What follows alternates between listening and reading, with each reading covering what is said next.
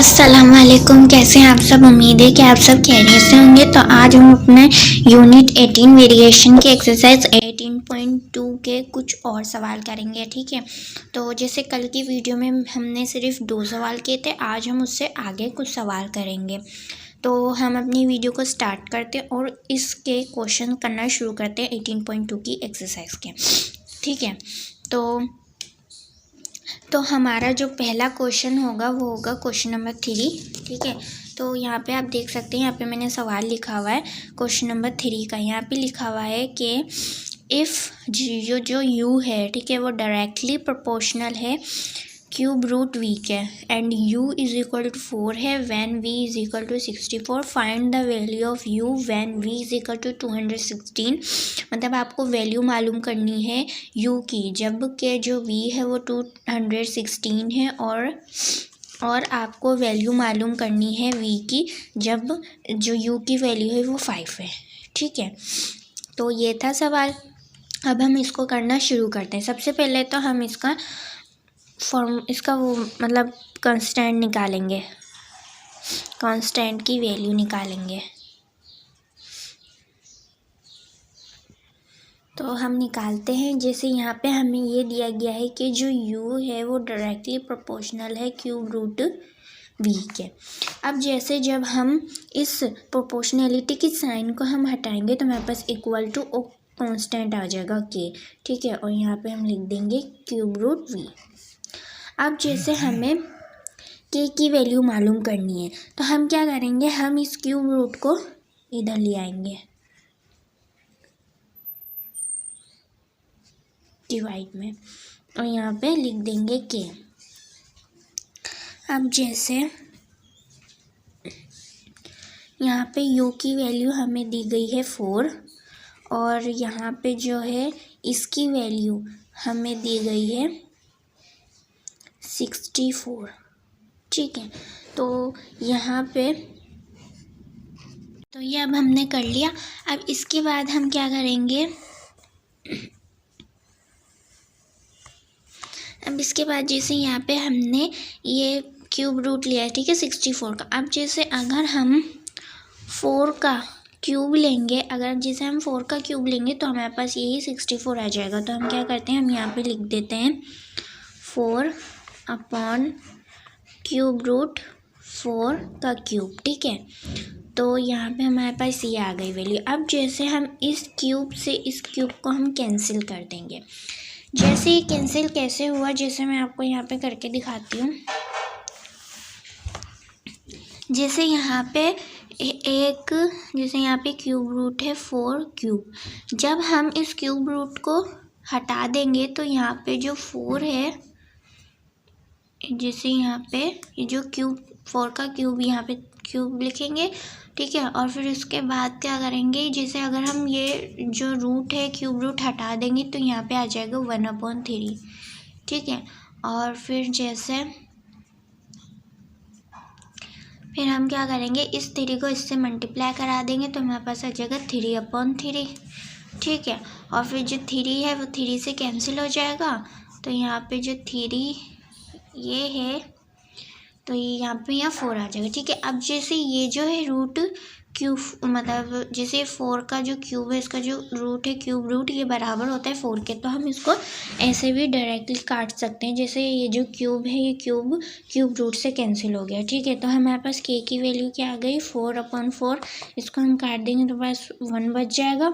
तो इसका मतलब ये है कि हमारे पास k की वैल्यू 1 है। ठीक है, तो ये हमने k की वैल्यू निकाल ली। अब हम अपना सवाल करना शुरू करते हैं। जैसे हमें जो है हमारी जो इक्वेशन है वो ये बनी है। ठीक है, इसको हम सवाल के अंदर पुट करेंगे। अब जैसे इन्होंने ये बोला है कि हमें u मालूम करना है जबकि हमारे पास जो v है वो 216 है। तो हम v मतलब u मालूम करते हैं सबसे पहले। ठीक है, तो हमारे पास जो u है वो हमें मालूम करना है और v हमारे पास 216 है। ठीक है, तो हमारे पास जो इक्वेशन थी वो ये थी, u is equal to k और क्यूब रूट, ठीक है, क्यूब रूट v। अब जैसे यहाँ पे हम k की वैल्यू लिख देते हैं। k की वैल्यू हमारे पास 1 थी, ठीक है। और यहाँ पे हमारे पास जो v था वो हमें दिया गया है 216। ठीक है, ये हमें दिया गया है। अब जैसे अगर हम जैसे 6 का यहाँ पे हम दोबारा लिखते हैं।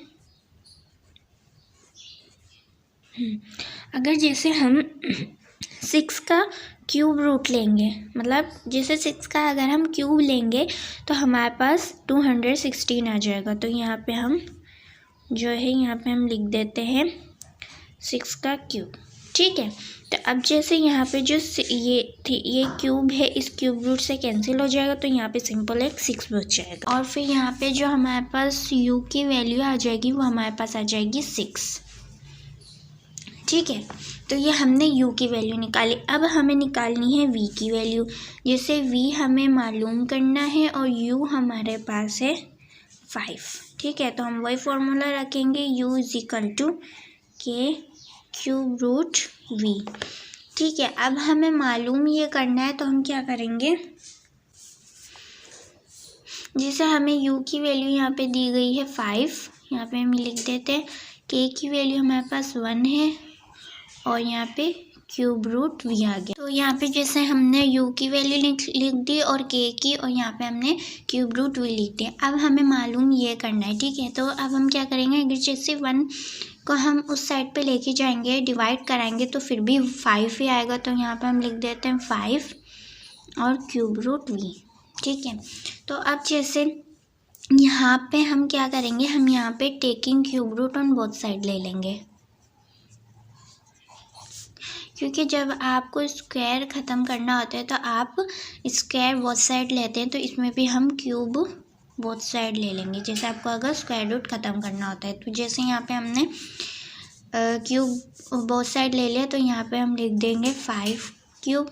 ठीक है, 5 का, और यहाँ पे इसका होल क्यूब। ठीक है, अब जैसे यहाँ पे क्यूब से क्यूब रूट कैंसिल हो गया और 5 का जब हम क्यूब निकालेंगे तो हमारे पास आ जाएगा 125। ठीक है, और यहाँ पे v, तो हमारे पास जो है v की वैल्यू मालूम हो चुकी है, v की वैल्यू है 125। तो ये हमारा क्वेश्चन नंबर 3 हो गया। अब हम अपना क्वेश्चन नंबर 4 करते हैं। क्वेश्चन नंबर 4 में हमें सवाल दिया गया है कि if f varies directly has m cube when m is equal to 3 and f is equal to 81. Find f when m is equal to 5. मतलब जो f है वो डायरेक्टली प्रोपोर्शनल है m क्यूब के, जब जो m है वो 3 है और जो f है वो 81 है। ठीक है, तो हमें f मालूम करना है कि जब जो m है वो 5 है। अब जैसे इन्होंने बोला है जो f है वो डायरेक्टली प्रोपोर्शनल है m क्यूब के। अब इसके बाद जैसे हम जब ये प्रोपोर्शनैलिटी की साइन हटाएंगे तो हमारे पास आ जाएगा km क्यूब। अब हमें k मालूम करना है, तो हम क्या करेंगे कि हम इसको ये मल्टीप्लाई और इधर डिवाइड में ले आएंगे तो हमें k की वैल्यू मालूम हो जाएगी। f हमारे पास क्या है, f हमारे पास है 81 और जो m क्यूब है वो हमारे पास है 3, मतलब 3 का क्यूब निकालेंगे। तो जैसे हम 3 का क्यूब निकालेंगे, जब 3 का क्यूब निकालेंगे तो हमारे पास आ जाएगा 81/27। ठीक है, अब जब हम इसको सॉल्व करेंगे, मतलब इन सब को सॉल्व करेंगे तो हमारे पास वैल्यू आ जाएगी 3। ठीक है, तो ये हमने k निकाल लिया।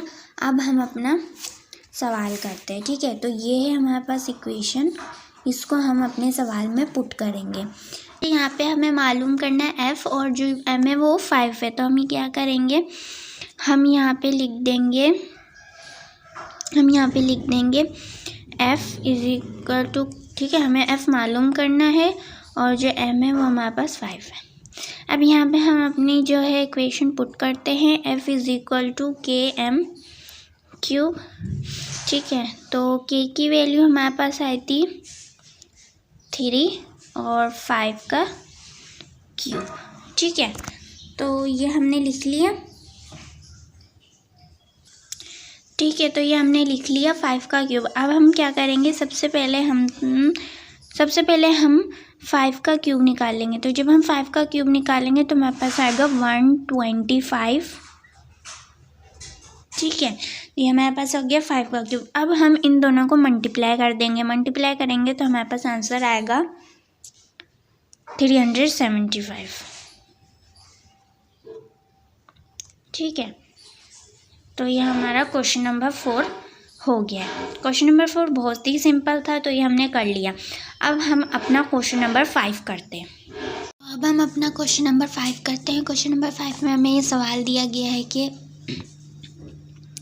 if y varies inversely as x and y is equal to 10 when x is equal to 3, find y when x is equal to 10। मतलब हमें सबसे जो हमने पिछले जो किए हैं सवाल, तो उसमें हमें डायरेक्टली प्रोपोर्शनल का दिया गया था सवाल, और लेकिन इस सवाल में हमें इन्वर्सली प्रोपोर्शनल दिया गया है। जैसे जो y है वो इन्वर्सली प्रोपोर्शनल है x के, तो हमें मालूम क्या करना है, हमें मालूम y करना है। तो ये सबसे पहले तो हम इसका कांस्टेंट की वैल्यू निकाल लेंगे।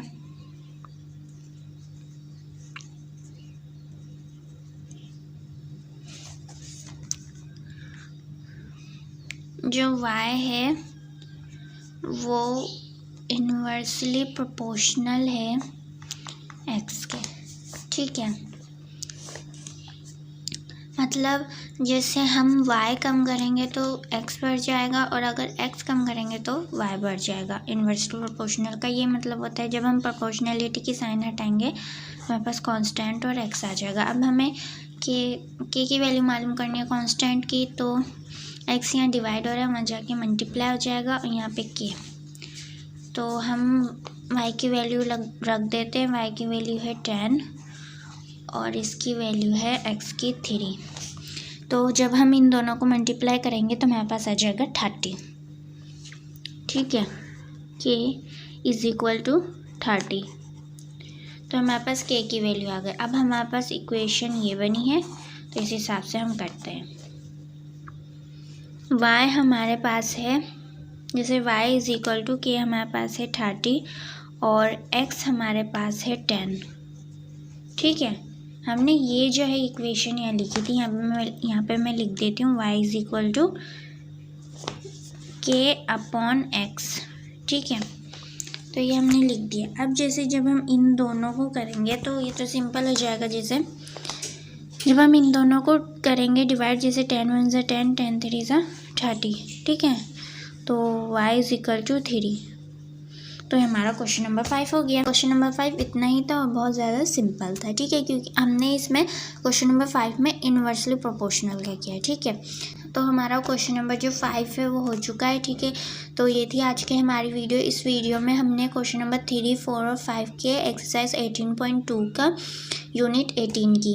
ठीक है, एक्सरसाइज के 18.2 के हमने ये 3 सवाल किए। कल की वीडियो हमने 2 सवाल किए थे।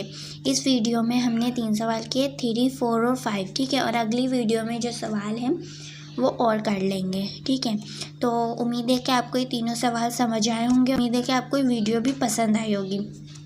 तो please like and subscribe my channel. ठीक है, और don't forget to press the bell icon, और ताकि आपको मेरी जो वीडियोस है उसकी अपडेट और नोटिफिकेशन मिलते रहें। ठीक है, तो अपनी दुआ में याद रखिए। अल्लाह हाफिज़।